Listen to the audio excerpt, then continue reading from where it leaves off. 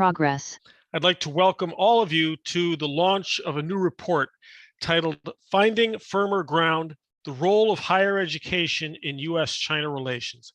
It was just published yesterday by the U.S. China Perception Monitor at the Carter Center. My name is Robert Daly. I direct the Kissinger Institute here at Wilson, and I'm very glad to be joined today by Liu Yawei, who manages the China Focus operation at the Carter Center and is the editor of the Firmer Ground series, of which this report is the latest installment. He has been a member of numerous Carter Center missions over the years, monitoring Chinese village, township, and county elections since 1997, and also hosts an ongoing and excellent series of programs there down in Atlanta. We are also joined by Ambassador Julia Chang Block. She is the founder and now executive chairman of the U.S. China Education Trust, a program that is devoted, among other things, to promoting American studies in China. And I should note, editorializing Julia, that she's really the last operation standing on this. It's the U.S. China Education Trust that has been carrying the banner of American studies in China for years now, and we thank you for that. She is also the Star Senior Fellow for U.S. China Relations at Peking University in Beijing and Fudan University in Shanghai. We also have with us, and I think known to all of you, Chung Li, the director of the John L. Thornton China Center at Brookings, and also a senior fellow in the foreign policy program there. He has long been a leader in promoting the scholarly study of scholarly exchanges between China and the US. In fact, he's really an inventor of that whole field of analysis of US-China relations, and I think especially of the volume that he edited, Bridging Minds Across the Pacific, in 2005. And we're glad to have a chance today to bring his scholarship up to date. I'm now going to turn it over to Yawei Liu, who will talk a little bit more about the report, and then we will get into the substance of several of the chapters. Yawei. Thanks, Robert. I'll start by first thanking Robert and your colleague, Ri Zhong of Kissinger Institute of the Wilson Center as a co-host of this webinar. Secondly, I would like to thank Professor Catherine Johnson, who is an author contributing a chapter to this report. Her center, St. Cloud State University of Minnesota, the Center for International Disability Advocacy and Democracy, has generously supported this webinar with 2 sign language interpreters. So I want to start by saying that this is the 50th anniversary for President Nixon's ice-breaking trip to China. But if you compare President Nixon and compare to my boss, President Carter, I always say President Nixon managed to open the window so American people, Chinese people can look into each other. But President Carter and Deng Xiaoping, they actually opened the door so that Americans and the Chinese can walk into each other's country. And in this case, we walk into each other's universities and get ourselves educated. And today, I'm actually not in the center in Atlanta. I'm actually in Des Moines, Iowa, and this place, of course, is holding a special place in U.S.-China relations because Xi Jinping's dad was here when he was governor of Guangdong, and he himself was here in 1985 when he was a county magistrate and learning how to raise pigs and grow wheat, what we call scientific farming. And of course, Iowa and Hebei are one of the 2 earliest sister states and provinces in China. And finally, the longest serving governor of Iowa was the last American ambassador to China. So I'll hear him and Chinese Ambassador Qin Gang speak tonight. In terms of the report, also, the meeting I'm going to attend tonight was actually the U.S.-China Agricultural Cooperation Roundtable. It happened 4 times last year, so this is the 2nd time. So one of the report series, called Finding Firmer Ground. So the first one is called The Role of NGO and civil society in U.S.-China relationship. The second one is called the role of agricultural cooperation in U.S.-China relations. So this one is the third one, and one of the most. And of course, also because President Carter, as I mentioned earlier, he was the one. We probably all remember the midnight phone call, that he got, and his science advisor asked whether, Deng Xiaoping's demand to send 5,000, 1,000 or 500, we don't know the exact number that Deng Xiaoping mentioned. I think Cheng wrote that in the report, and President Carter slammed the phone before he said, ask Deng Xiaoping to send 5,000 over here. So this report is already online. It is at www.uscnpm.org. So feel free to access the report. Finally, I think of the 4 speakers here, Ambassador Julia, obviously her dad was one of the exchange student, but that's a long, an earlier generation. Cheng and I, we belong to the same generation.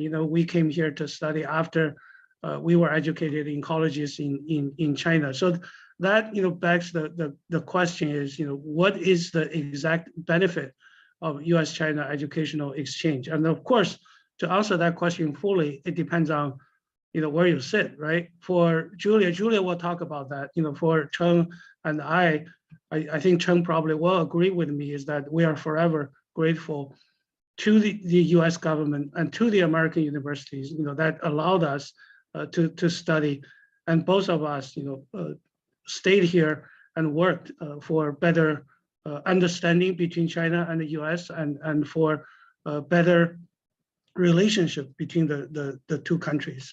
So through today's presentation and Q&A, we hope all of us, and right now we have about 95 attendees with us, will have a better idea of the history of the president, but more importantly, the challenges of higher education exchange between the U.S.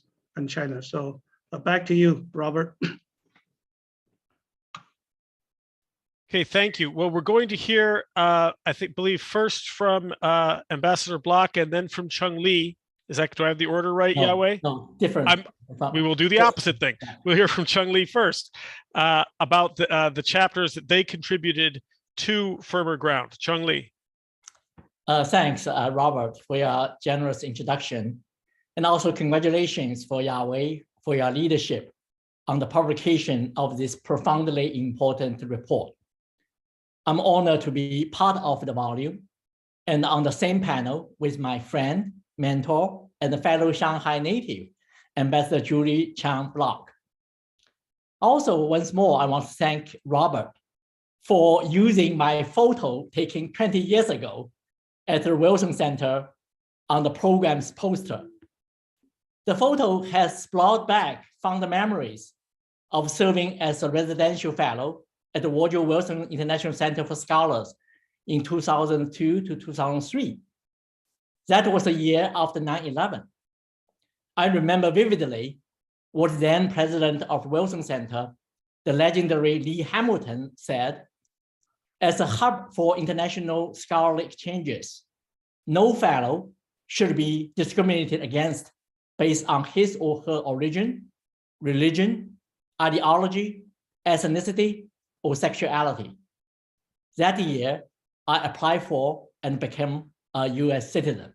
So certainly I share with Yahweh about all the gratitude that first received education, benefit from the education exchanges, then also had the opportunity work in US think tank early on in Wilson Center, but also now at the Brookings.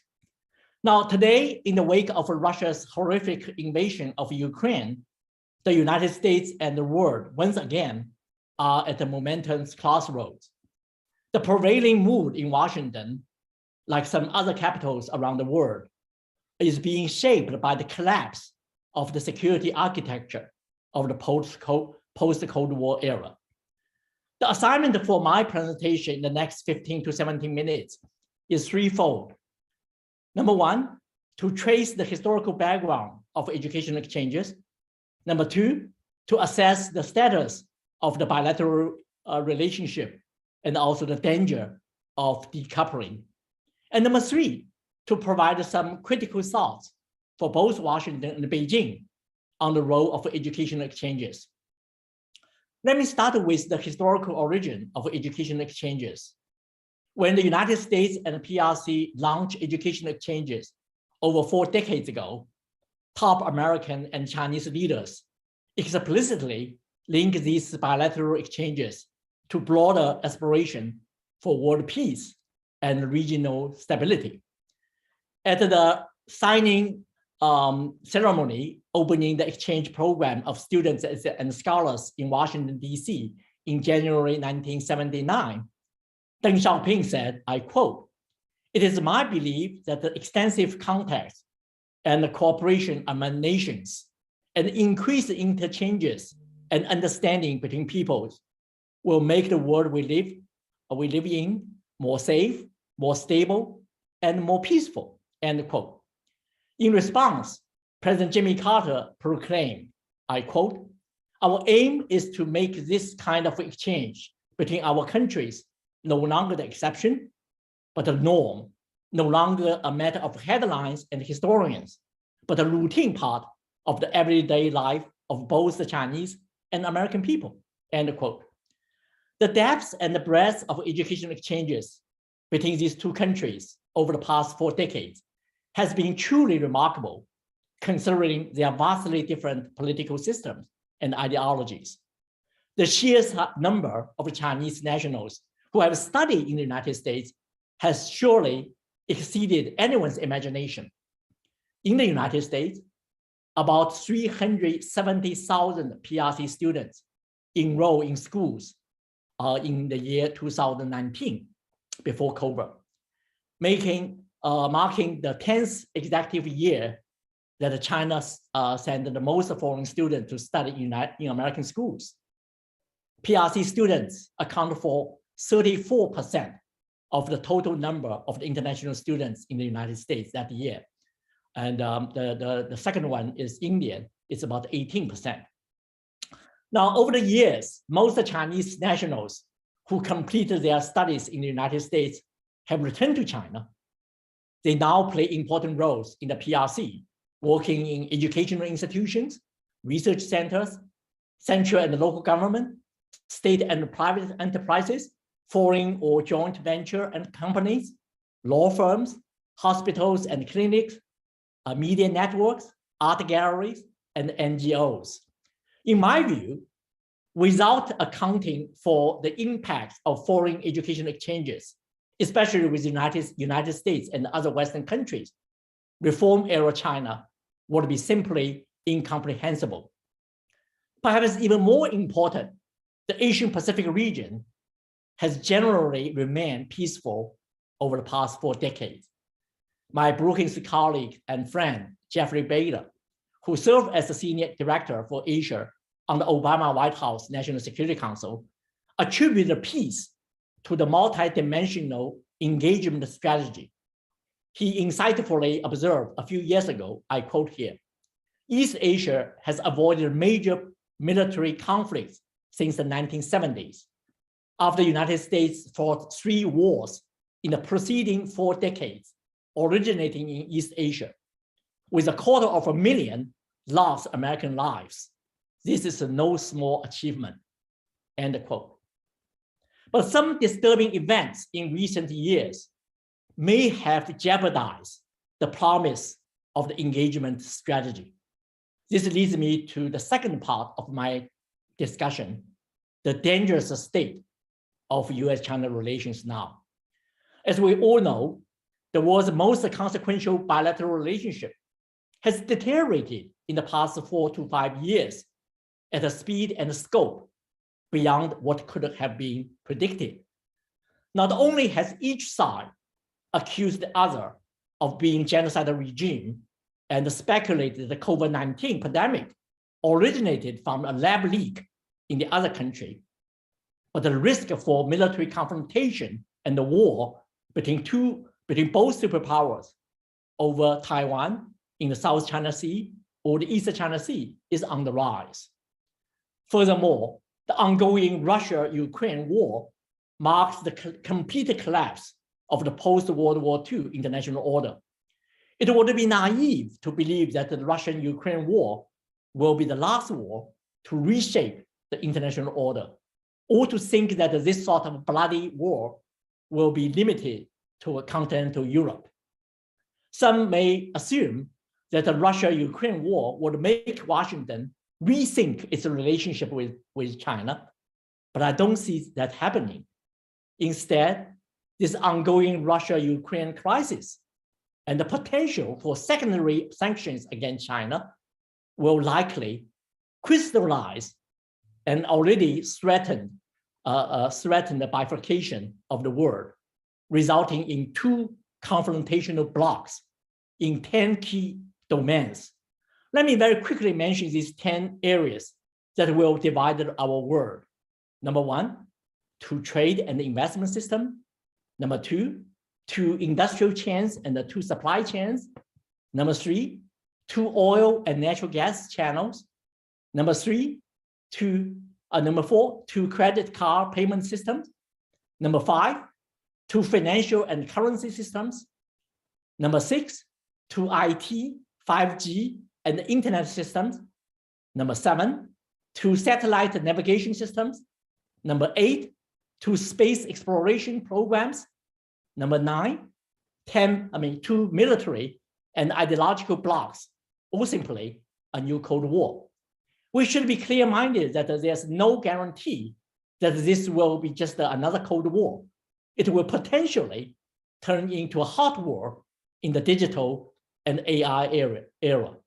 Number 10, decoupling of international educational exchanges based on two different political systems.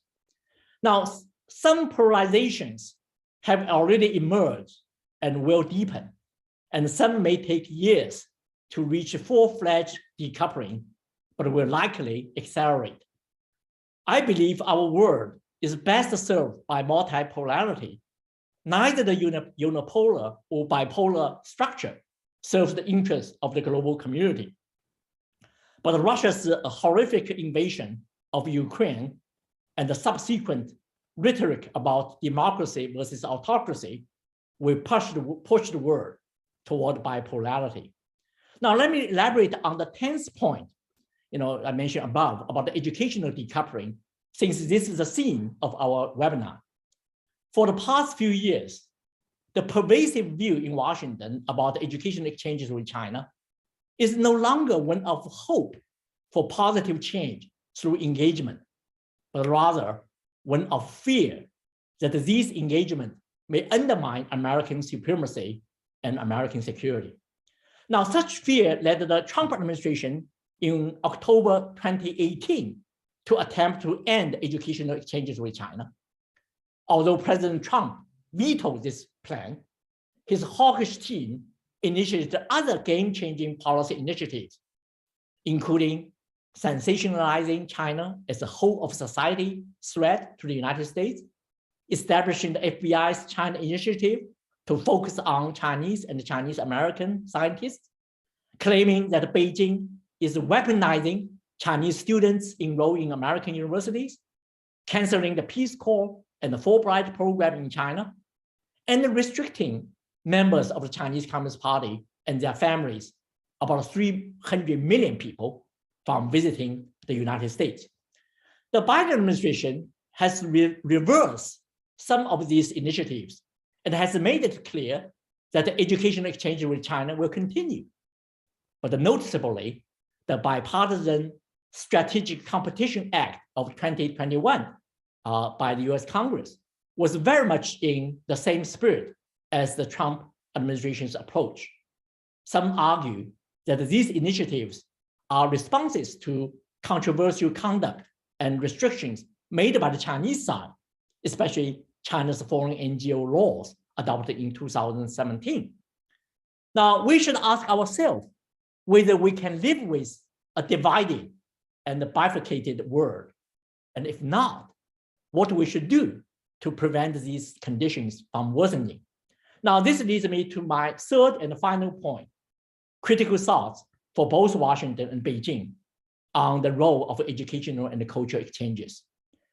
Washington should not underestimate the strong Western influence on Chinese elites resulting from 4 decades of educational exchanges.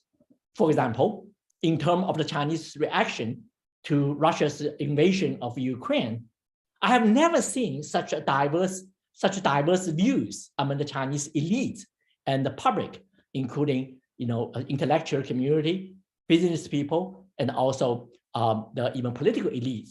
Each group, they are quite divided on this international conflict. At least partially, this can be attributed to the enduring impact of the country's exchanges with the outside world, especially with the United States and Western liberal democracies over the past half century. The fact that the Chinese elites have been primarily educated in the West over the past 4 decades is profoundly important. Also, educational decoupling with China will hurt America's age in science and technology. A recent study of 63 leading Chinese American scientists, including many Nobel Prize recipients. This is a study, it's about older generation, those generation who prior to educational changes with PRC, that age group.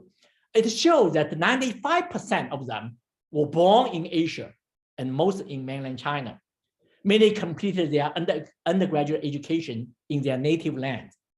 The same pattern could also be found in the post-1979 period. So these 2 generations, one is the Julie Brock Zhang's father's generation, the other is like Yahweh and myself, that generation. Now, as for policymakers in Beijing, they should recognize that for various important reasons, American students have less incentive and feel enormously inconducive to study in China nowadays. In fact, China has scored poorly in attracting foreigners to either visit or stay in China over the past decade, even before COVID, not to mention encouraging long-term educational pursuits in the country, particularly from the Western countries, including the United States. Now, this observation is based on much empirical data. According to American Chamber of Commerce in Shanghai, the number of foreigners stationed in Shanghai has dropped from 208,000 to 163,000 in the past 10 years, a drop of 20%. The situation in Beijing is even worse, dropping 40% from 100,000 to 60,000 in the past decade. Now, another data point recently released by the London-based World Travel and Tourism Council shows that on average, in 2019, also before COVID, inbound tourism by foreign tourists account for an average of 3% of a country of GDP. This is global average. And Thailand accounted for 12%, but China accounted for only 0.3%. The world average is 3%, but China accounted for only 0.3%. Now, to conclude, I want to shift to something more uplifting about a 19-year-old, but already legendary figure, Irene Guo Guilin. Perhaps like many of you, I was stunningly impressed by her brilliance in both sport competition and at her press conference. She reflects the post-2000 generation, or Generation Z, progressive in values, cosmopolitan or global-minded in vision, sharp and non-dogmatic in voice. Whether she is American or Chinese is probably far less important. As a teenager who mainly grew up in the United States, her views of China and U.S. China relations are very much in line with her generation of Americans. Polls conducted in the US over the past decade have shown consistently that Americans' youth under the age of 29 years old are 15% to 30% more favorable toward China than those in older generation, old age groups. This has been numerous surveys over the past 10 years, including 2 surveys I conduct myself. Now, this is why My friend in Hong Kong, Brian Wang, a very young scholar himself, recently argued, it is all up to Generation Z to save U.S.-China ties. Let me end with this more promising point in this otherwise overly pessimistic presentation. Over, Robert. Thank you. Before we go to Ambassador Julia Chang-Block, I would just like to tell the audience members that if you would like to ask a question or make a comment, we would love to hear from you. Please just type it in to the Q&A box. I see on the participants list a number of people who have played a historic role in building U.S.-China educational relations over the past 40 years. There's an awful lot of knowledge in the Zoom room. So please bring it into the discussion, and we will read your questions to the group after the next presentation. Julia. You're still muted, Julia. Here we go. Thank you, Bob. I feel very honored as well to be part of this report. And I think it is only by virtue of age that I have been asked to really join this group, because my colleagues here, my friends here, they're real experts about China. I think, by virtue of my being Chinese American, and as I said, being of certain age, I am here. So thank you very much. I'm afraid, let me start by saying to Chen-Li, I love the fact that you ended on optimism. I wish I could. I have to tell you that my next engagement is to speak on Generation Z and U.S.-China relations. I agree with your overall theme that the younger generation is much more positive towards China. That is true. For whatever reason, the most recent Pew survey of younger Americans found that now, for the first time, over 50% of our younger generation are as negative about China as their elders. So having said that, I agree with a lot of what Chen-Li has said. My approach is a bit different, because I think I really held to Yahweh's instructions. He said to me, talk about the impact and the cost of decoupling. So focus on that. I'm going to do that by talking about the decline of Chinese students to the US, the decline of American students to China, the decline of institutional relationships between China and US education institutions. And then I will get into some of the costs of decoupling. We are unfortunately going through some of the most challenging times in the history of not only US-China relations, but US-China education relations. International educators have shown amazing strength and resilience. And I think many probably are in our audience. I commend you for defending the field against travel bans, detrimental regulatory actions, nativist policies, and xenophobic rhetoric, which continue to do harm to the once bountiful flow of students across the Pacific. But given the endless pandemic, it is endless, international education has been caught in a perfect storm. The election of President Joe Biden brought a change in tone, but not much change in policy. And US-China education or international education ties are not likely to see a reset, as previously hoped, anytime soon. Education decoupling has become real. It is two-way, and it is more than just a casualty of the pandemic and rising tensions in US-China relations. These two factors are only part of the story. The two-way exchange of students came to a standstill at the height of the pandemic. the unprecedented academic lockdown cut off student flows in ways that were once unimagined. The situation has eased a bit as Chinese students started to return to U.S. colleges and universities in 2021, but most to resume their interrupted degrees. And there are still virtually no American students going to China as of the spring of this year. It is worth noting that I think Sunny may have mentioned this already, but that fewer Chinese students are coming to the US as new admissions, and that Chinese student visas issued in 2021 declined by nearly 34,000 from the previous academic year. So let's look first at Chinese students coming to the US. What are some of the long-term reasons, and I stress long-term, why Chinese students' arrivals in the US were leveling off even before the pandemic?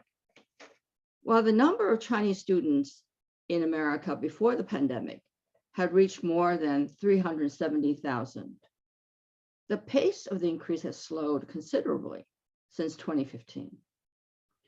One fundamental factor has been the rise in quality of China's own higher education institutions and their consequent ability to compete more effectively for the best Chinese students. And of course, another critical factor was the combination of anti-China rhetoric and unfriendly policies and actions of President Trump and his administration, as Chun-Li has mentioned, which began in 2016 and continued unabated through an out-of-control pandemic. It did not take long for Chinese students and parents to turn toward other countries. The United Kingdom has been the biggest beneficiary to date. According to one 2019 survey, for the first time, the UK has now passed the US as the preferred destination for Chinese students whose applications to UK universities increased by 20% in 2020. In addition, we can't overlook the spike in anti-Asian violence in America throughout the pandemic, coupled with the widespread perception of the US as a relatively dangerous destination due to high crime rates, gun violence, and even the murder of several Chinese students on campus.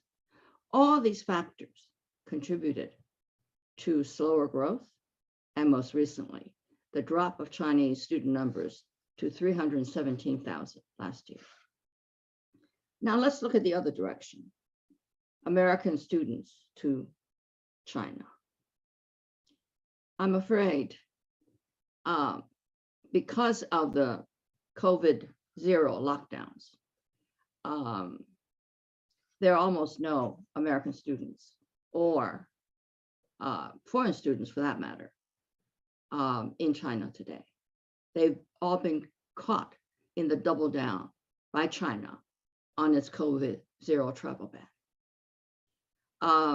The numbers have steadily declined since 2012 to a fewer than 2,500 at the onset of COVID-19, and now to almost no one. As with the perceived less welcoming climate for Chinese students in America, more than half of young Americans now express negative views toward China.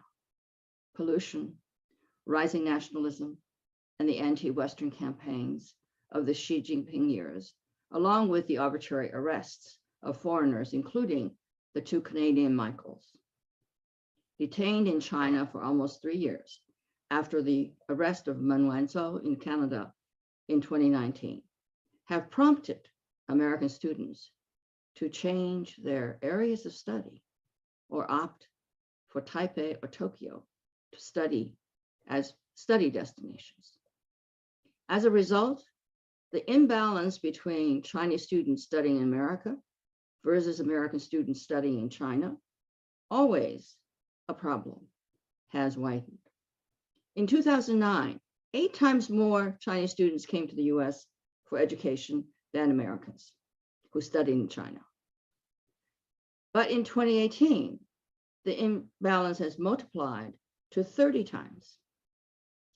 Both countries need to consider the consequences of a future without Americans who have firsthand knowledge of China to manage the U.S.-China relationship. This is arguably even more critical when tensions run high. Beyond student exchanges, institutional relationships have also been affected. During the heyday of educational engagement in the first decade of the 2000s, Chinese American universities entered enthusiastically into hundreds of cooperative projects, from short-term training programs for Chinese faculty in the US and summer language programs for Americans in China to long-term agreements involving joint debate programs. Many of these agreements did not last more than a few years or never materialized.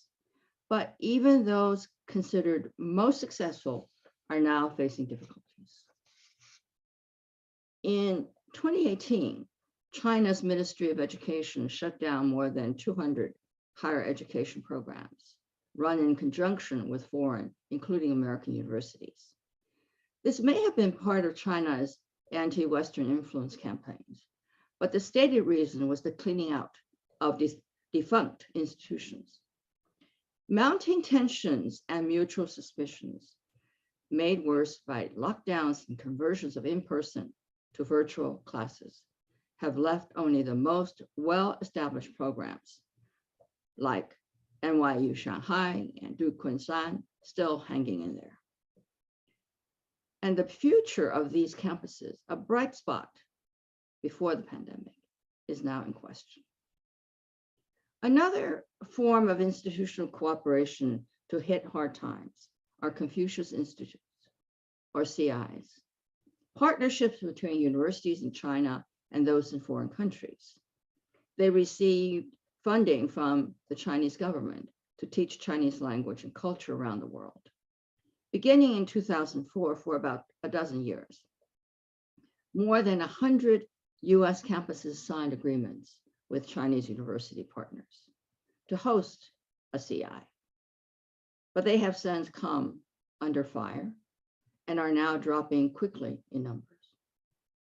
Several higher education associations reported some CIs were using their presence on US campuses to circumscribe China-related activities to better reflect Chinese views, and by extension, to undermine US academic freedom. Congressional legislation followed to restrict US government funding for any university hosting a Confucius Institute. With the National Defense Authorization Act of 2018, required universities to choose between, and I quote, hosting programs funded by the Pentagon or China's Confucius Institutes. It was no contest. It sealed the fate of CIs. Much has been written. Oh, I should add, today, all but 18 of the US-based CIs have closed. Then much has been written about decoupling since President Trump launched the China tariffs, focusing mainly on the negative economic effects across a number of indicators, including employment, stock market valuation, and foreign direct investments between the two countries, particularly in technology. Just as important, however, and for some of us maybe even more important, is the much less well-known decoupling's critical impact on education, research, and talent flows. That's the subject of our discussion today. I fear it will be a matter of years before US-China education engagement recovers a solid footing and returns to anything resembling the past in terms of numbers and enthusiasm. NAFSA, the Association of International Educators, has reported that US universities are losing their competitive advantage as well as the benefits of top international talent. This country's market share of international students is, in addition, losing its status as the destination of choice for international students, as competitor nations actively strategize to recruit and welcome these students. Also, market share. The U.S. market share of international students declined, dropping 7% in the fall of 2017. All of this cannot be made up quickly, or perhaps ever.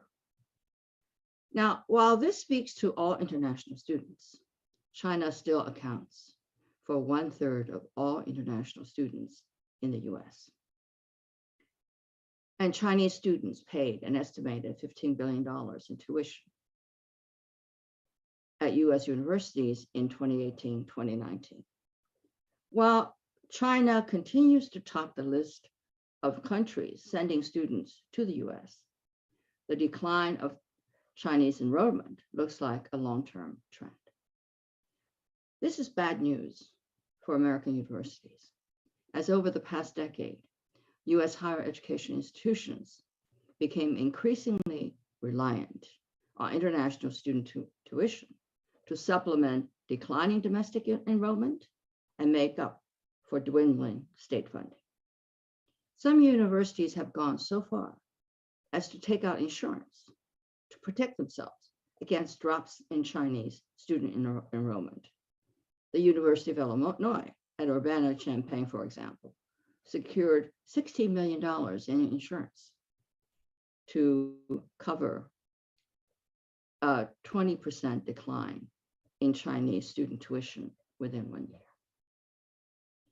At the graduate level, the losses may be less immediate, but they are profound. They will determine whether or not the US retains its competitive advantage in the battle for tech dominance with China. More than 55,000 Chinese nationals earned PhDs in STEM fields. And I won't go into the numbers because Chen Li had mentioned them earlier. But as half of all US doctorate in engineering, computer science, and mathematics graduates today are foreign-born, American firms and schools rely on Chinese and foreign scientists and researchers to dominate cutting-edge fields in technology. A study this year, now this complements what Chen Li had said, by the Paulson Institute, for example, found that the US is home to 60% of the world's top researchers in the world of artificial intelligence. And China-born researchers account for almost half of this group. We, meaning we Americans, seem to have lost sight of the fact that researchers and scientists from China have played a critical role in maintaining this country's competitive edge in STEM, and that decoupling research and idea flows would seriously undermine US productivity and innovation.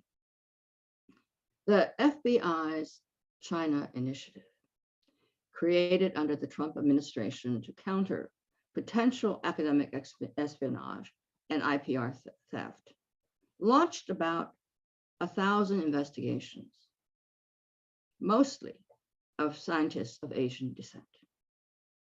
Protecting national security is important, but the China Initiative, widely denounced for racial profiling, ended this February with few spies caught and most cases ending in acquittal or dismissal.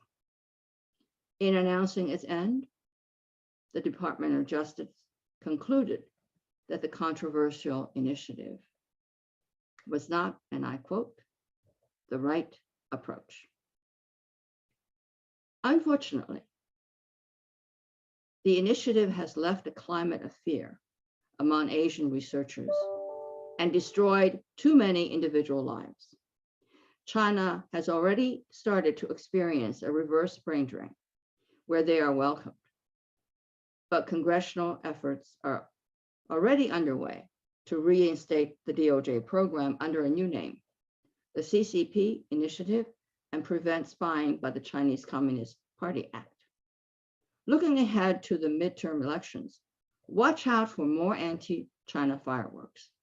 The U.S. STEM deficit is looking to worsen, not improve. I've just gotten a note that I should wrap up. I have some ideas about how we might counter decoupling, but we can discuss that during our Q&A or our discussion, moderated discussion. But let me just end with these comments. The effects of education decoupling are already beginning to be felt. And I fear that we are slowly entering into a new dialogue of the deaf, to borrow a phrase used by EU's top diplomat, Joseph Borrell, to describe the recent EU summit with China. In a dialogue of the deaf, we lose people-to-people connections. Without human connections, we lose humanity. If the US and China are not careful, we will be left with a world in the guise of Vladimir Putin and his wanton brutality and inhumanity in the invasion of Ukraine and its unspeakable destruction of the Ukrainian people. The US and China, in the interest of humanity, must not allow mutual hostility to become entrenched as an organizing principle in both countries. We must normalize US-China education exchange to do what it does best, build mutual understanding and promote peaceful resolution of global problems. Thank you very much. Thank you, Julia. Again, for members of our audience, please submit any questions that you have using the Q&A box. I will not read out the names of the questioners. There was some concern about whether you could maintain anonymity. You certainly can. I will not, unless you otherwise note in your question, I will not read the name of the person submitting the question. Questions are coming in, but before I read those, I would like to have a brief dialogue among the four of us. And I would like to begin it by picking up on a theme that Julia and Cheng Li both touched on briefly, which is changes within China itself. You've both been, I think, thorough, accurate, and fair in describing the many political factors in the United States that have resulted not only in fewer Chinese students coming here, but also in the reverse brain drain. I note that the great Chinese-American mathematician, Qiu Chengtong, who spent his career at Harvard University, has just announced that he will go back at age 79 to Tsinghua University in Beijing to strengthen their mathematics program. He hasn't made any political statements in connection with that move. It could be purely personal, but it's the reverse brain drain is ongoing.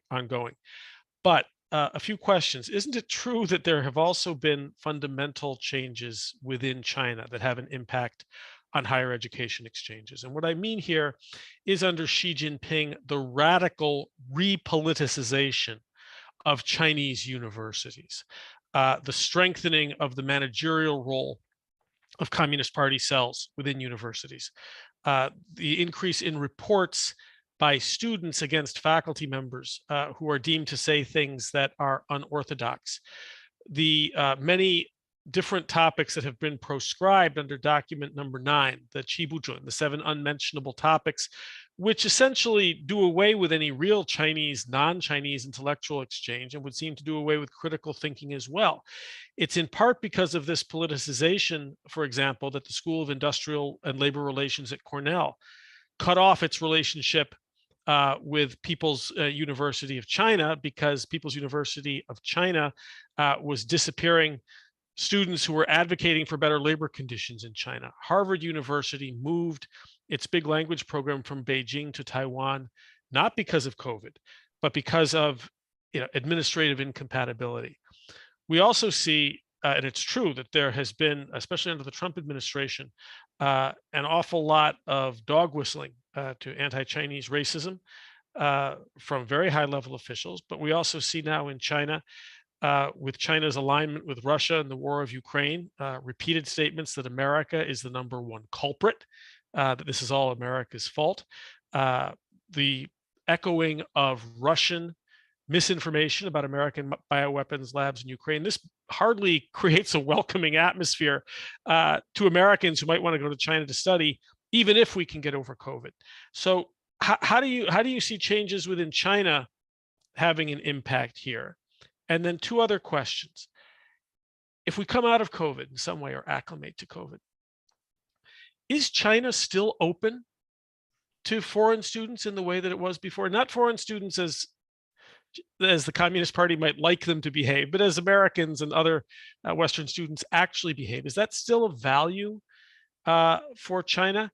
And can you foresee a set of circumstances under which China might stop letting students come to the United States for political reasons? If, Chung-Li, as you say, it's a new Cold War. So I welcome all thoughts from all three of you about that. Please. I'll let Chung-Li go first because I haven't been to China in the last 3 years. Chung-Li has much better contact than I do with the Chinese. It is even difficult now to have communication formal communication with the Chinese. But Chung-Li, I'll let you. Well, you are so modest, Julia, that I have not been in China about the same time. Although you're right that I have been constantly in engagement with Chinese colleagues and friends and etc. Almost on a daily basis. I also follow the social media very, very closely. I also spend hours watching Chinese TV, various kind of TV's program and discussion and etc. Now, what Robert, you described is largely accurate. But the irony is, that there's so much of a paradoxical competing trends. And because, again, my presentation argues that we should not underestimate the strong, everlasting, or enduring impact of Western influence. I mean, China's engagement with outside the world, largely with the West, with the United States, not with Russia. This is in contrast to the 1950s that most students study in the former Soviet Union and the East Asian, Eastern European countries at that time, but it's quite a contrast. Now, so in a way that you describe, whether be 7 or 8 no's and political control, and also the fact that there are a lot of young students want to join the Communist Party. This is more recent years. But I do not think that the reporting faculty is a widespread phenomenon. I think that it certainly happened, but I don't think that it's actually very interesting enough that those professors are very left-orientated. Sometimes they feel they are isolated. And particularly in social media, there's a lot of criticism against them. And also, if I did a study, actually several studies about the university administrators, most of them are Western educated. If you really think that with the education will have impact for most of them, and most of this impact are positive, they should also, these people, certainly follow some of the international norm and the things they learn. And the China's, in a way, the university structure, on the one hand, yes, there's some tight political control with the party committee, but at the same time, there are a lot of things adopted by the Western system, whether it be discipline, development, for example, the entire discipline of law or even international relations is influenced by the West and the whole things. And the tenure system, review system, peer review system, I mean, all these kind of things still valid. And so I think that we should deal with all the complexity. Now, China certainly put more emphasis on recruiting students from developing countries and from South America, from Africa. They did a reasonably good job. You see the students from these countries increased dramatically. But I think that there's a serious problem in terms of the discrimination against those from the U.S. I heard so many American students complain, or some of our faculty complain. But again, this is to a certain extent, this is action-reaction process. Some of our single-minded approach in Washington alienates the young Chinese people, like I mentioned earlier, weaponization of students and McCarthyism return, and also just want to consider China as a whole society threat, consider Chinese students as spies. This is really play in the hands of the Chinese Communist Party. So I think we should not leave that contact. Overall, I think that China will remain open, and I think that certainly there's a lot of problem in terms of political censorship and lack of political academic freedom, but also that Julia described, in our country, United States, we have different problems. Some are similar, some are different, right? The anti-Asian crime and the gun control and many other problems as well, right? So I think we should put in the context. So I hope that this discussion will send a message to China that China also has a lot of things to improve. Yes, maybe partly related with the draconian nature measure to control COVID, but now the world has changed. I mean, China should also do that, because otherwise the economic and the political costs will be overwhelming. So I hope that China will understand that challenge, will do some adjustment. But the official line is China's interest to continue benefit from the opening from the outside world. But there's a certain gap between the rhetoric and the real implementation. There's also maybe local, may not necessarily the central government policy, that's an anti-American sentiment. But I think that we should put it in this perspective. Those people, probably still small number of people, but they make a lot of noises, just like the people in the United States. The extremists are still small, but it sounds like disproportionately large. There's some questions about how to deal with the problem. I think media play a very, very important role. I think, unfortunately, because of the very dynamic role of social media and also competition of the media, so some of the stories are exaggerated and out of context because of the nature of the media development. So I think we should all put in that context, do not jump to the conclusion. This is my view to your very good question. So my view is mixed. I'm still hopeful. I think it's the interest for both countries. It's not just beyond the educational domain. It's really ultimately is war and peace. So long, my view is, so long the educational engagement will continue, I think there will be strong impact. People will say, wait a minute, why we need to result in such kind of a military conflict? And I think that factor, though it's certainly we cannot guarantee, but I think that that's a race.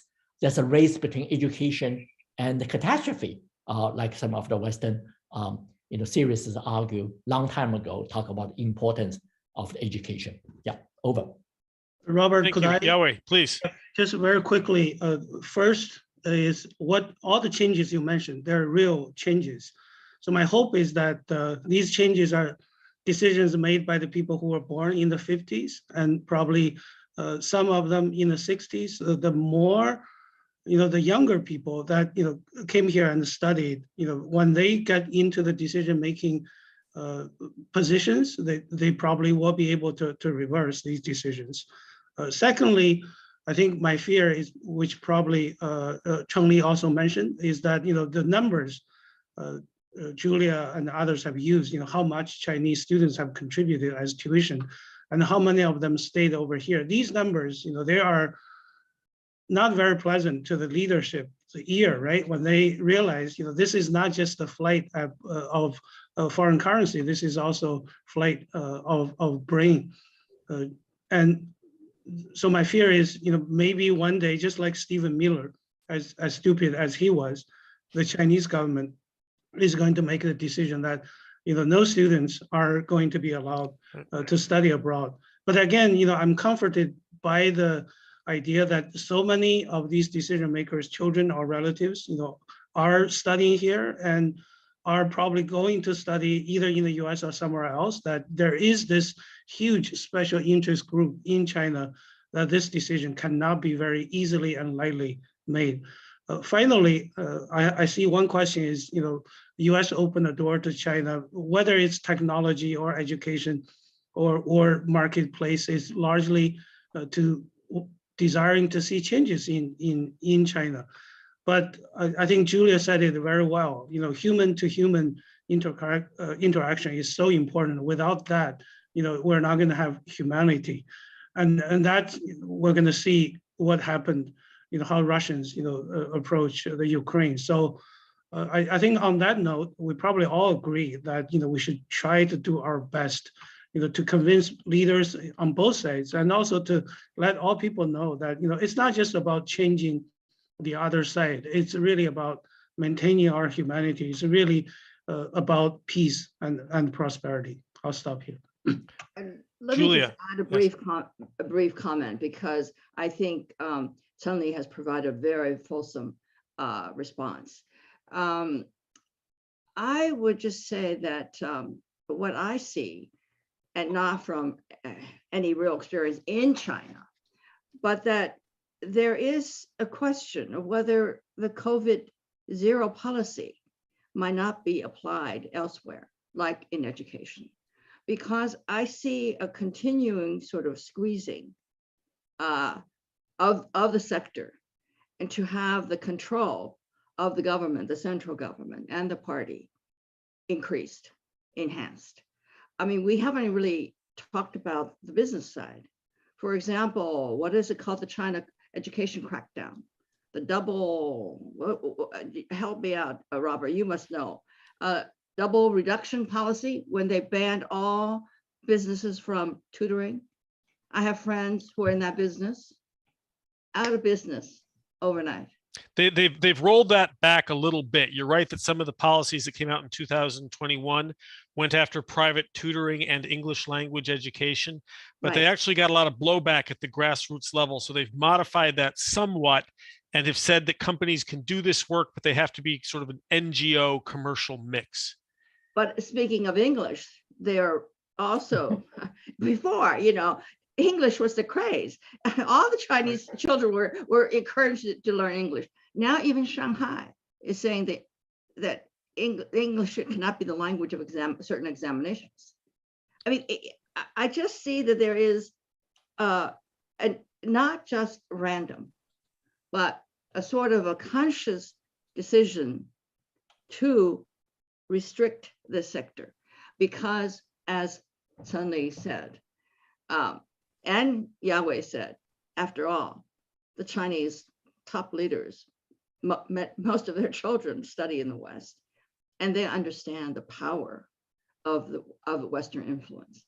And that is why there is also a crackdown on making sure that the Western influence does not grow. Let's go to some audience questions. It's good to see them coming in. Again, you can submit them to the Q&A box.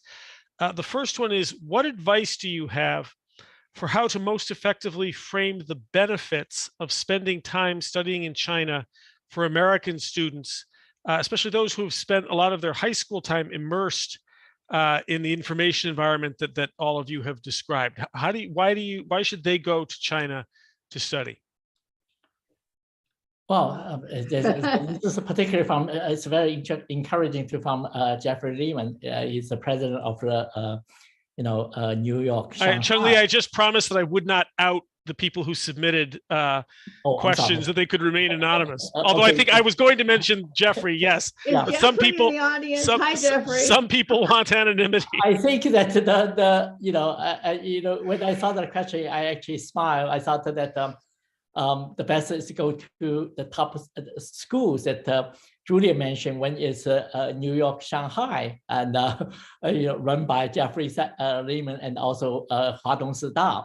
But the other is Duke Kunshan campus. These are the two of 9 joint ventures. It's really run by through joint program. These are excellent. But on the other hand, I think it all depends on each individual's comfort zone, whether you want to be more integrated with Chinese students, with maybe inland region, and what purpose, what interest. But I don't want to give the impression that China completely closes. There's a lot of foreigners teaching in China, and there are a lot of people really contribute to educational exchanges like Jeffrey Lehman and many others. And of course, he is from more the elite university, and etc. But there are a lot of people in the grassroots in Yunnan, in Guizhou, in many other areas. I think these people really develop a solid understanding of China, and also they are extremely well received by localities. I met some of them when I visited China including Liu Yawei's trip. Remember that you had a trip to observe local elections. That was 10 years ago. That I went to Yunnan many times after that trip, and really observed so many people in the front line. Sometimes they have challenges, they have difficulties, but overall, they benefit from that kind of educational. So it's a broad choices whether you should attend the joint venture. You also want to attend like Schwarzman College at Tsinghua. It's very elitist, or go to local universities, or even absorb in the remote area rather than Shanghai, Beijing, Shenzhen, etc. So it's all dependent on need. But I think that American has a good tradition to engage in China and to because why you should study China, because it's a vastly important country. This is a country, second largest economy and the most important country, only probably next to the United States. I think that you do need to have a deep understanding about culture, history, mentality. Then you will make right policy. I mean, Robert, yourself, you live in China for a long time. I mean, through various work, Johns Hopkins in Nanjing, and also many other things. You're also a diplomat. So I think there's tremendous value. I think in that competition, actually, China is doing relatively well because there's so many students. I think overall it's probably 2 million studying in the United States. But look at our number, it's probably only 10%, even 5%. So that does not serve U.S. well. I think we do need to have the people to know the local culture. But that's also sad reality if we look at our policy makers.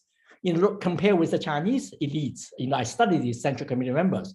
Basically, the Central Committee, about 20% of the members, 1 every 5, study United States as a visiting scholar and as a degree candidate, including some of the people in the Power Bureau, including one person in Power Bureau Standing Committee.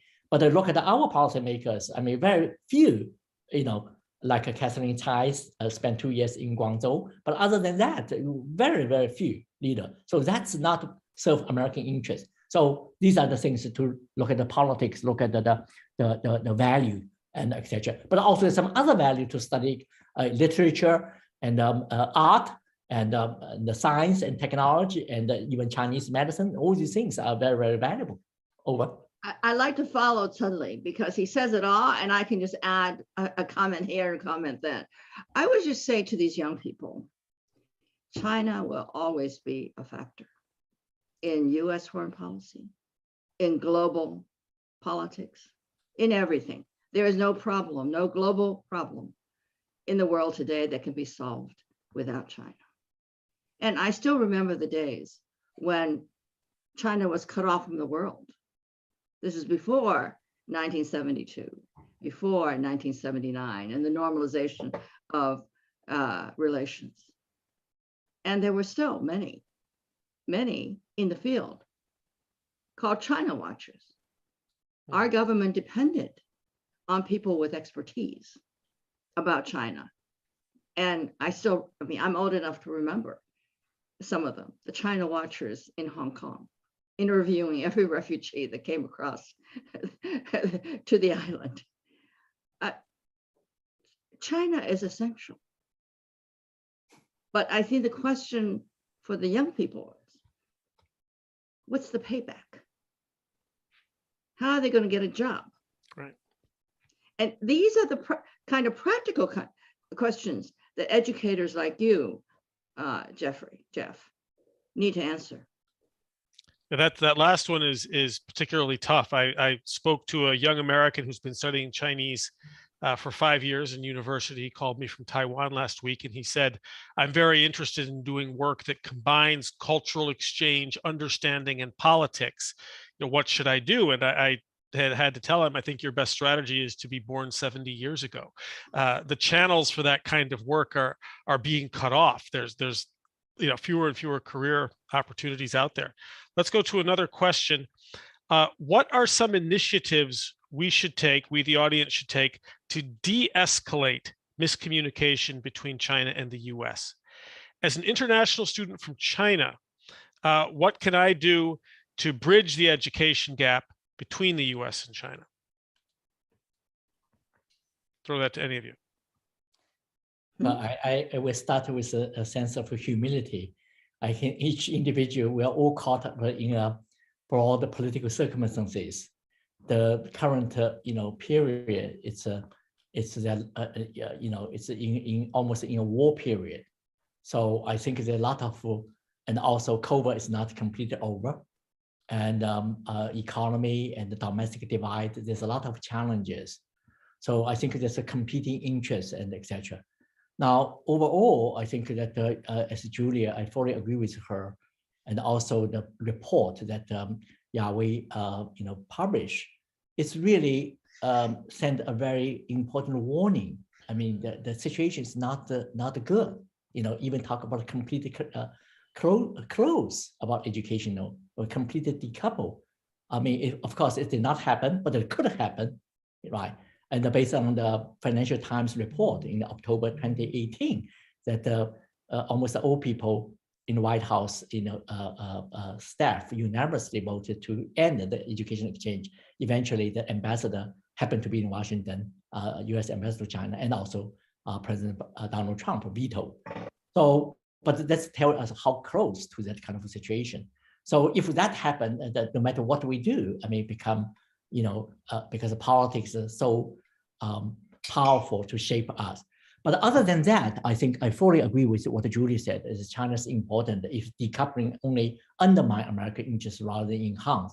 I hope that even if it happens, it's temporarily. I do believe Americans are policymakers were smart enough to adjust our policies, because if hurt, it will not sustain. So sooner or later, we need to go back. But the things is that there's so many ways to study with China, but including in the United States, including you can go to some other countries, Singapore or elsewhere to study.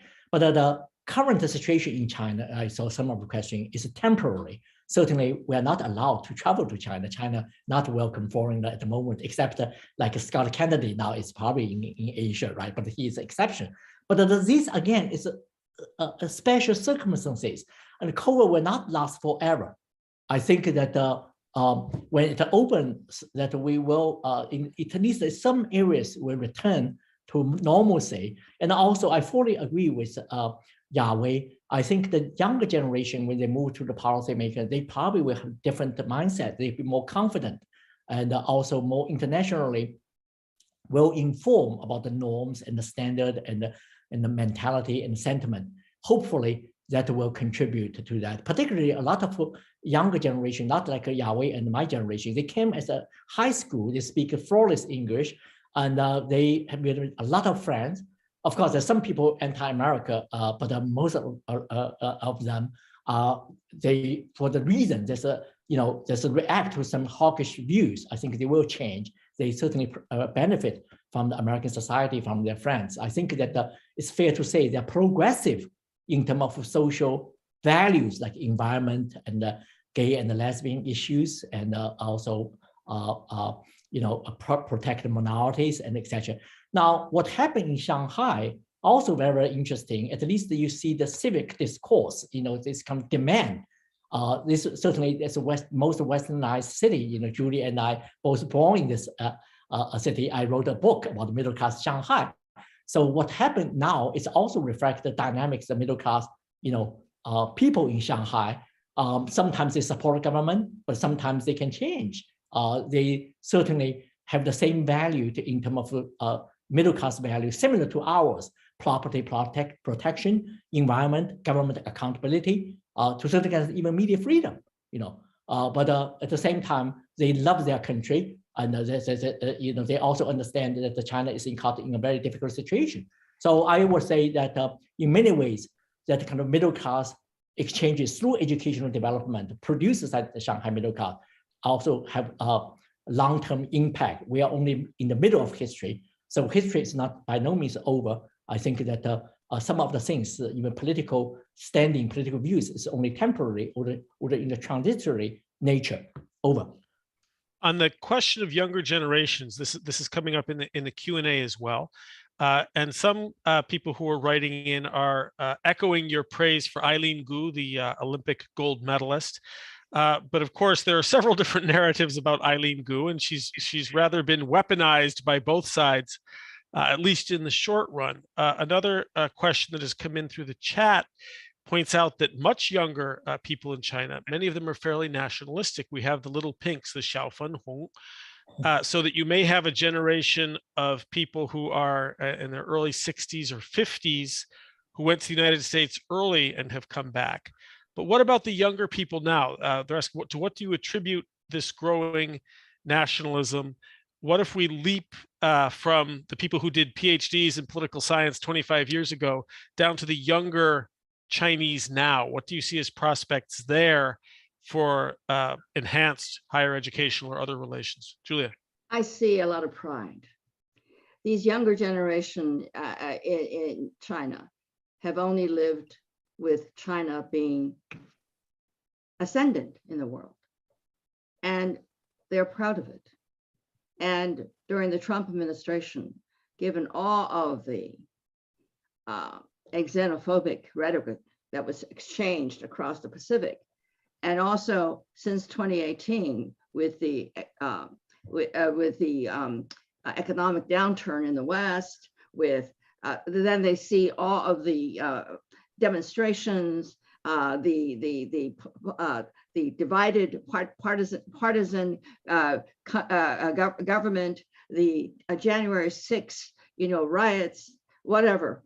They see and they believe that America is in decline and that China is on the rise, and that China, what China stands for, is what the world should stand for. I believe that kind of sentiment is much more established among the younger generation in China than not. I echo Julia said, but I just want to add one thing. This is a huge generation, but this is also still very pluralistic. They have the same generational, features like Julia described, very rightly so. This is a generation they did not have hardship, unlike the preceding generations, like myself. I grew up during the Cultural Revolution, like Yahweh and etc. So they are also in a very digital era. They are extremely well informed what's going on outside the world, right? And it's nothing wrong with they have confidence and about themselves, about China. But at the same time, I think they sometimes lack of hardship, how to deal with this kind of, particularly from single child family generation, now in their 30s and etc. So I think that I actually edited a book published by a leading sociologist in China, Li Chunling, called China's Youth. The subtitle has two words. One is diversity, the other is inequality. Because again, it depends on where you come from rural area, from privileged family, elite family, or from the low middle class, and from which region, from Beijing, Shanghai, and Shenzhen, Guangzhou, or from the inland, small cities, and etc. They will make huge difference. And also their experience in the United States also will make a difference. But also, most importantly, I should say that probably it's fair to say they are progressive in terms of social value, but at the same time, they also subject to what happened in China, what happened in US, and what happens in the bilateral relationship will have profound impact to them. It's not a given, it's not a predetermined.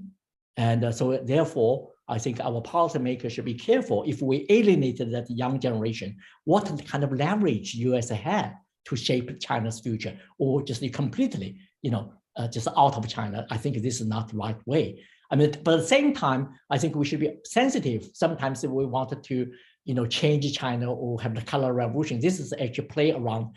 We need to be very, very careful. This play around in the Chinese leadership view, and also young people, they don't want to completely like what happened in the former Soviet Union, but of course they want to have progress in its own right, in its own space, in its own momentum, rather than completely shaped by the West. So we do need to be sensitive about that mindset. Over. Robert, could I make a few comments? Please. The question about what's the benefit for American students to study in China. So one of the editors of this report, Michael Cerny, is one of those students. Look at what role he's playing now. He studied in China, and even during the pandemic, he took Chinese classes from Tsinghua University. He now is at Oxford, and he is clearly has benefited a lot from his exposure to the Chinese language and culture. And he is very much aware, like many people like him, the importance of getting to know each other. Secondly, in terms of the young students from China being xenophobic or nationalistic, I teach a class at Emory. Anecdotally, I think, when they first start my class, and then at the end of the semester, I can see changes in how they see the US and how they see China. So if they're exposed to this freedom of speech, you can teach anything and talk about anything, there will be palpable changes in their mindset.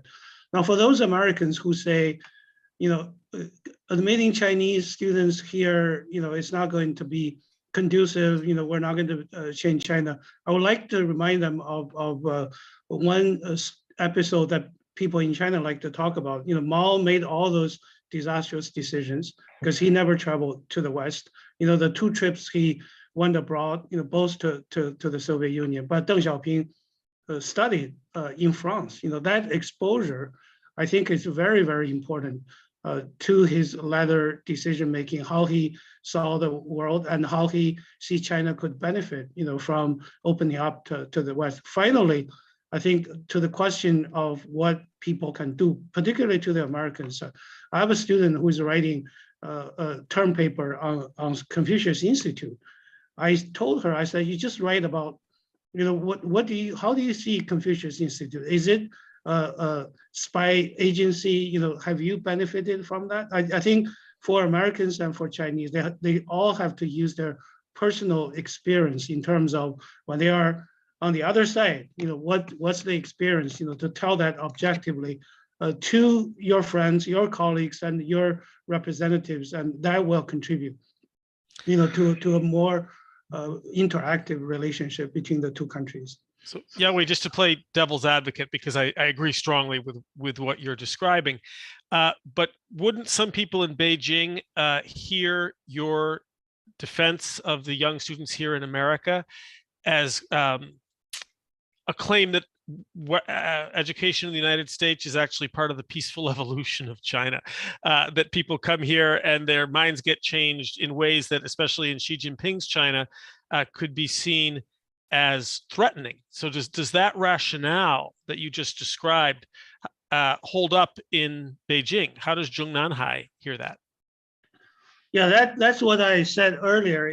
The money we talked about, the brain drain we talked about. Now we're talking about ideological reorientation. They can all be used by the leadership in Zhong Nanhai to say, look, I've told you, it's bad to send our people to U.S. to study.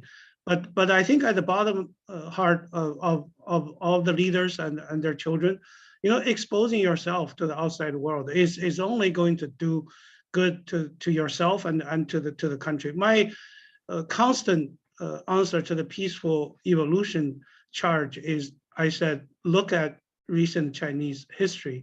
How many wars, China people have experienced, and peaceful evolution is better than anything else under the sun. And if given the opportunity, that's just make ourselves available to peaceful evolution, to make China a better country, and to make US a better country, and to make the world a more peaceful country, particularly in the context of what Julia and Cheng Li mentioned about the brutal war now raging in Ukraine. Let me throw out two questions to the group. One is, what advice would you give for American professors going to China who are concerned about hostage diplomacy, the taking of the two Michaels, Australian journalists. What advice do you give to people who have those worries? And then a second question I'd like to put out is the Chinese embassy is approaching a number of American universities now about various cooperative programs. What advice do you have for American universities about how to approach, how to field those inquiries from the Chinese government? I can readily respond to the latter point. I think that for all institutions in the United States who need government, U.S. government funding, I would probably look very carefully at any offer of support from any Chinese government entity. I would say that. On the how do you safeguard yourself? That, I think, question belongs to Chen Li, who understands the Chinese government apparatus better than anybody I know. I was surprised to hear that Chinese embassy approached some institutions. I think it's a few years ago, I mean, 5 or 6 years ago, it's possible. But now, I mean, I think it's a really, I fully agree with Julie. People will be very, very hesitant, even from the Chinese institution. And also, there's a lot of legal issues and etc. And in terms of the first question, I think that China is really quite paradoxical. On the one hand, it's still, of course, there's a political control, and but on the other hand, the chance for random arrests is not that huge. There's so many thousands foreigners live in China, and so I think that it's on one hand that we should not just exaggerate some of the situation. Just for example, that gun control situation, that some Chinese just also exaggerated the proportion, put in the context. Sounds like every day to every family there's a threat. So I think that we should put in the right proportion. And the Chinese always defend that some people, they're caught because there's some reason. Of course, I cannot verify. And but on the other hand, I certainly think it's not the case. Like during the 1960s or 70s, it's a very repressive, totalitarian country. But things change and in such a dramatic way over the years. I think this is the impact of the education exchange itself. So I'm not worried too much. There are a number of excellent questions still in the queue, I think, which indicate, Yao-Wei, that the Wilson Center and the Carter Center and the U.S. China Education Trust in Brookings should continue to hold these discussions. There's a lot more to say, but the clock is ticking. So I'm going to hand over to you to wrap it up. Thanks, Robert. First, I would like to thank Robert Yu, Ambassador Block, Chen Li. You're all authors of this report, and also other authors. Some of them are attendees of the webinar, for your excellent contribution to the report. Secondly, I would like to thank the Kissinger Institute of the Wilson Center for co-sponsoring this. And as you said, we should do more. And maybe next time we can do a 4-institution, or this time we're with the Wilson Center. Next time we're going to be with the Brookings Chen Li's place, and I'm in discussion with Ambassador Block on co-organizing a webinar, and she already said it's probably going to be in late summer. Very, very busy. We are going to do one with Committee of 100. Committee of 100 is also one of the authors of the report. That's going to be in late May. Also, I would like to pick on your brain in terms of, because we're doing the report on an annual basis. So we now have published 3: the role of civil society, the role of agricultural cooperation, the role of higher education in U.S. China relations. The next one is probably going to be the role of high tech in U.S. China relations. So from you, the experts, and also from all those that are attendees of today's webinar, if you have any ideas, if you'd like to contribute to the next report, please let me know.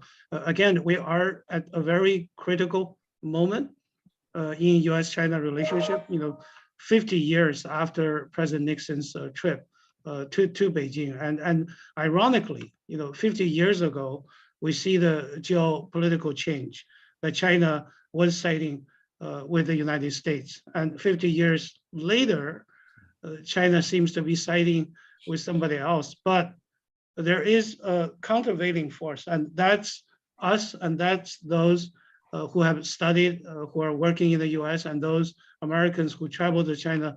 So I think, as Cheng mentioned before, the relationship between US and China is so thick, so interconnected.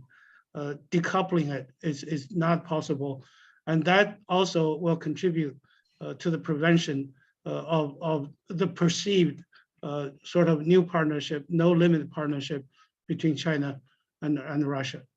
So on that note, I want to thank all the audience for taking time out of your business schedule to participate in this. And we will let you know next time we have another discussion like this. Thank you all.